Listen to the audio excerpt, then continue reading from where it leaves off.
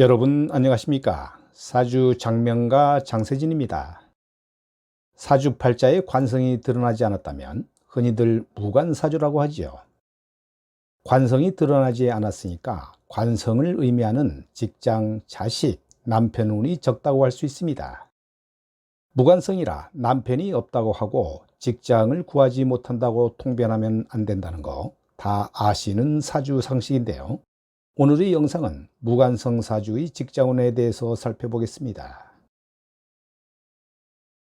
관성은 눈치라고 해도 틀리지 않죠. 관성의 의미가 직장, 명예, 승진인데 웬 눈치야라고 할 수도 있는데요. 어쨌든 관성은 눈치입니다. 관성이 있다는 것은 눈치가 있다는 말이고, 눈치가 있다는 것은 상대방 기분이 어떤가를 살필 수 있다는 말도 되는데요. 이렇게 되면 상대방 기분에 맞는 말을 할 수 있을 겁니다. 아랫사람이 윗사람에게 좋은 말을 하면 아부가 될 것이고, 윗사람이 아랫사람에게 좋은 말을 하면 덕담이 되는데요. 아부나 덕담을 잘했을 때 그 사람은 상대적으로 좋은 평가를 받게 되면서 자기 명예가 올라가는 것입니다. 내가 직장 상사인데 나와 같이 일할 사람을 선택해야 한다면 눈치 없는 사람과 눈치 있는 사람 중에 누구를 선택할까요?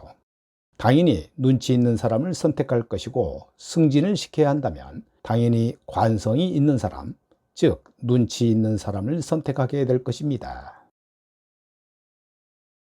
관성이 없으면 눈치가 없는 것인데요. 무관의 눈치 없음은 사람과의 관계가 능숙하지 못하다로 나타나고, 그래서 무관은 회사 생활이 어렵다고 하는 것입니다.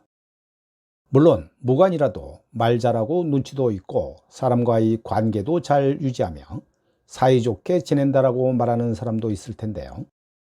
그런데 무관성이 말하는 그 사이좋음이라는 것은 눈치가 배제된 상태를 말합니다. 예를 하나 들어볼까요? 한 회사원이 있다고 치자고요. 아침에 출근해서 항상 그래왔듯이 밝은 모습으로 인사를 건넵니다.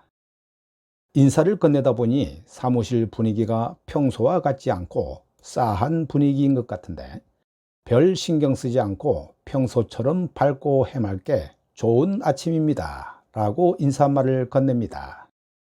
이 한마디가 사무실 분위기를 더 얼어붙게 만들었는데요. 출근해서 인사말을 건네는 것은 당연한 것인데도 분위기가 얼어붙은 것입니다. 인사를 한 게 잘못된 것이 아니라 인사말을 할 분위기가 아닌데, 혼자 분위기 파악을 못하고 그런 까만 분위기를 만든 것입니다. 적재적소에 맞는 말을 해야 하는데 그날 아침은 그런 분위기가 아니었던 것이죠. 물론 인사를 건넨 것이 잘못된 것이 아니라는 것은 모두 다 아는 바인데요.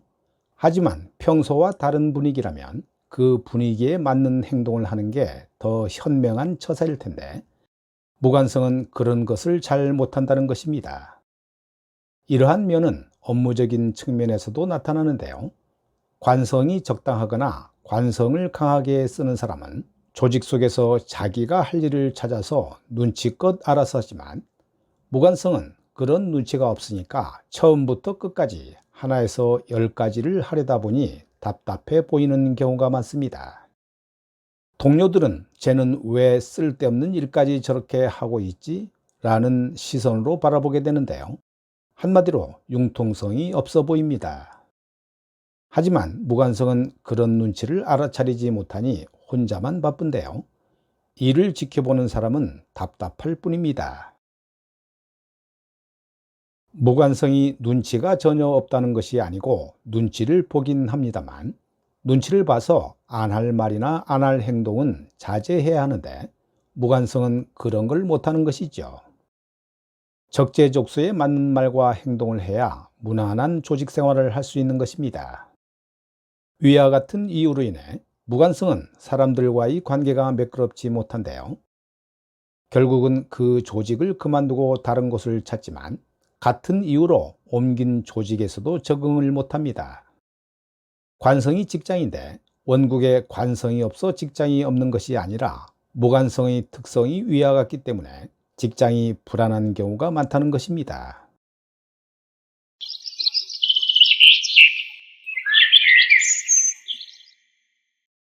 그럼 무관성인데 직장도 좋고 승진도 할 수 있을까요? 무관성도 직장을 잘 다니고 승진도 하는데요. 대기업 이사도 하고 교수도 되며 장차관이 되기도 합니다. 일반적인 이론으로는 무관성이면 직장이 없어야 하는데요. 무관성도 위의 직업처럼 튼튼한 관성을 가지고 있는 사람이 있습니다. 기존 이론대로라면 무관성이 이런 직업을 유지하고 있는 것이 틀린 것이 되죠. 하지만 무관성이 관을 튼튼하게 유지하고 있는 경우가 분명히 존재합니다. 그래서 무관성이면 직장이 없어라고 하는 말은 틀린 것입니다. 다음과 같은 경우에는 무관성이라도 튼튼한 관을 가지고 그 관을 유지할 수가 있습니다.